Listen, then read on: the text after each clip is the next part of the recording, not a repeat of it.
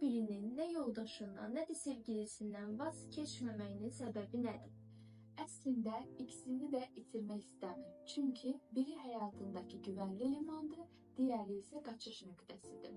Yoldaşından qopa bilmir çünki səliqəsi, alışqanlıqları və qurulu bir həyatı var. Amma sevgilisindən də vazgeçmir çünki ona sərbəstliyini, tutqusunu və hər yerdə seçilən biri olmanın həzzini verir. Bu sevgi ilə bağlı bir şey deyil, bu ehtiyaclarla bağlıdır.